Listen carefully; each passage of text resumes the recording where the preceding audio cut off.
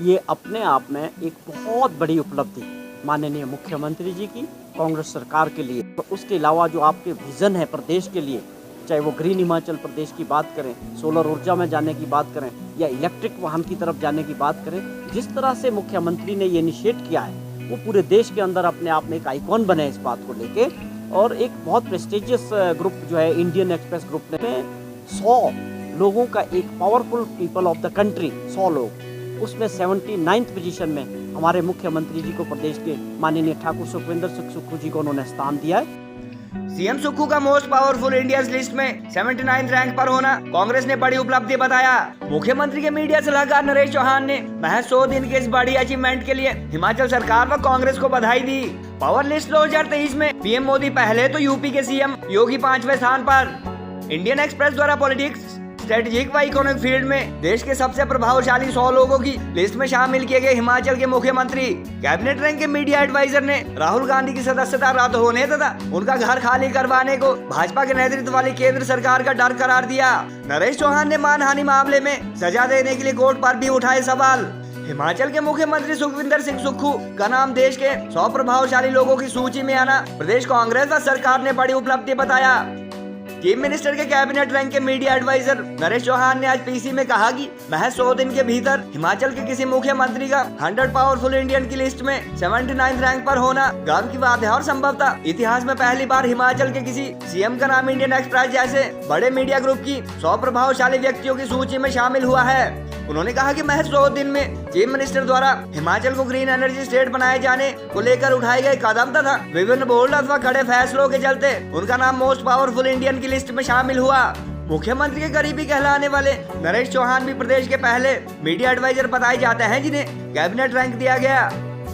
राहुल गांधी की लोकसभा की सदस्यता रद्द होने तथा उनका घर खाली करवाए जाने को नरेश चौहान ने भाजपा के नेतृत्व वाली केंद्र सरकार का अलोकतांत्रिक कदम बताया और इसके लिए पीएम की कड़ी निंदा की। नरेश चौहान ने मानहानि जैसे मामले में राहुल गांधी को सजा देने के लिए अदालत पर भी सवाल खड़े किए। उन्होंने कहा कि कांग्रेस के शीर्ष नेता राहुल गांधी द्वारा सदन में अडानी का मुद्दा प्रभावशाली ढंग से उठाए जाने और भारत जोड़ो यात्रा से केंद्र की सरकार घबरा गई थी, जिसके चलते सजा होने के महज कुछ ही घंटे बाद उनकी मेंबरशिप सस्पेंड की गई। गौरतलब है कि एक तरफ जहां राहुल गांधी की सदस्यता रद्द होने के मुद्दे पर कांग्रेस केंद्र सरकार पर सवाल उठाने के साथ साथ कोर्ट के डिसीजन पर भी उंगलियां उठा रही है, वहीं भाजपाइयों के मुताबिक मोदी सरनेम अथवा जाति को चोर कहे जाने संबंधी मामले में बिहार की एक अदालत में चल रहे केस में भी उन्हें सजा हो सकती है और कोर्ट के खिलाफ बोलकर कुछ कांग्रेस नेता अदालत की अवमानना कर रहे हैं जो उन्हें महंगा पड़ सकता है। बहरहाल हिमाचल के चीफ मिनिस्टर का मोस्ट पावरफुल इंडियन की लिस्ट में 79वें नंबर पर शामिल होना जहां कांग्रेस व प्रदेश सरकार के मंत्री व अन्य पदाधिकारी बड़ी उपलब्धि बता रहे हैं, वहीं सीएम के फॉलोवर व आम लोगों में भी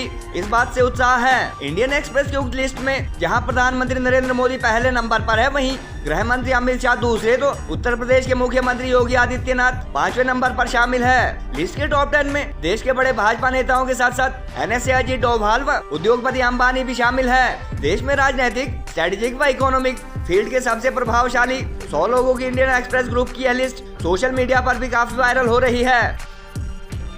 ये अपने आप में एक बहुत बड़ी उपलब्धि माननीय मुख्यमंत्री जी की, कांग्रेस सरकार के लिए है। मैं इसके लिए माननीय मुख्यमंत्री जी को बधाई देता हूँ कि आपका 100 दिन का कार्यकाल, पहली बार आप मुख्यमंत्री बने और उसके बावजूद इन 100 दिनों में आपके जो फैसले लेने की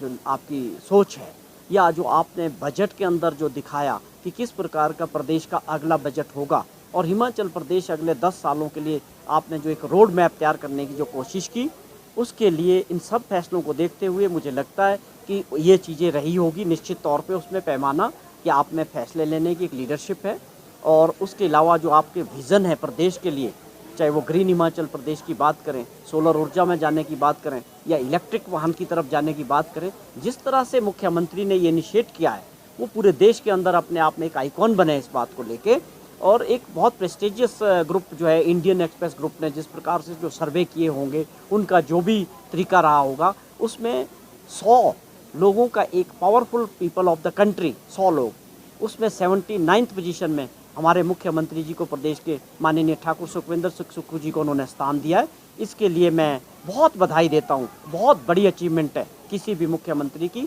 ये अपने आप में प्रदेश के अंदर से तो पहली बार आया हुआ है लेकिन मुझे लगता है पूरे देश के अंदर भी ऐसा मिसाल नहीं होगा कि कोई मुख्यमंत्री 100 दिन के अंदर अपने कार्यकाल में जो है इतनी बड़ी उपलब्धि के साथ आगे आया होगा। ये हमारे लिए बहुत खुशी की बात है। इसके लिए मैं उनको और पार्टी को और सरकार को बधाई देता हूँ। समझी हुई ये योजना है कि एक उभरते जो सबसे बड़े पार्टी के सबसे बड़े ताकतवर नेता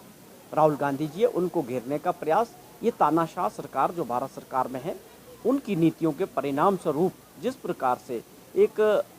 मानहानि के केस में आपने और हमने कभी नहीं सुना कि किसी को इस प्रकार की सज़ा हुई हो, और केस भी गुजरात के अंदर चलता है और सज़ा की जाती है और उसके विद इन नो टाइम उनकी सदस्यता जो है वो खारिज की जाती है as a member of Lok Sabha. उसमें बहुत तेज़ी दिखाई गई और उसके बाद विद इन 2 डेज़ उनको जो है आदेश मिलता है लोकसभा से कि आपका जो है घर खाली करने का आदेश जो है राहुल गांधी जी को दिया गया। ये सारी बातें इस प्रकार से हैं कि हम इसको भारत जोड़ो यात्रा के दौरान जो जन समर्थन मिला और सरकार के खिलाफ जो रोष लोगों में दिखा, उसके बाद सबसे बड़ा एक और अहम मुद्दा इसमें है जिस प्रकार से परिस्थितियां देश के अंदर अदानी मामले में बनी हैं और उनको लेके राहुल गांधी जी ने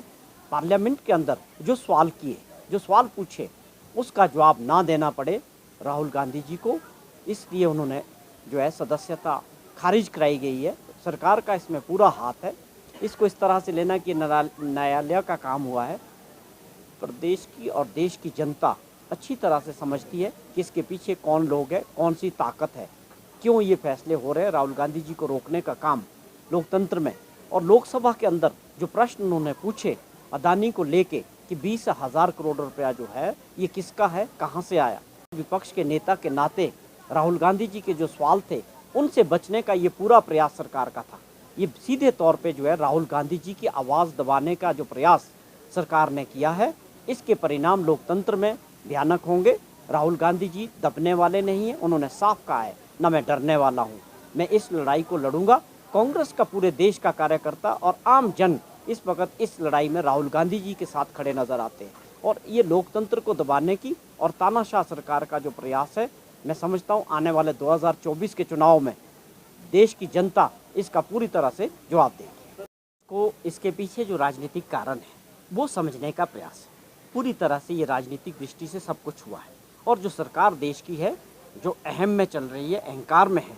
जो दबाने का प्रयास किया जा रहा है, उसमें जितनी भी एजेंसीज है देश के अंदर उनका मिसयूज़ हो रहा है। ये कोई नई बात तो है नहीं। ईडी क्या करती है, सीबीआई क्या कर रही है, इनकम टैक्स क्या कर रही है, विपक्ष के नेताओं को किस तरह से दबाया जा रहा है, उनकी आवाज़ को किस तरह से दबाया जा रहा है, इसके सबसे बड़ी उदाहरण राहुल गांधी जी है। क्योंकि राहुल गांधी जी आप देखेंगे पिछले काफ़ी समय से, आप ये समझिए 7 वर्षों से 8 वर्षों से लगातार लोगों के मुद्दों को, जनता के मुद्दों को उठा रहे हैं, हर मुद्दे के ऊपर सरकार को घेर रहे हैं। ये सरकार को और देश के प्रधानमंत्री जी को पसंद नहीं है कि उनकी कार्यशैली के ऊपर कोई उंगली उठाए।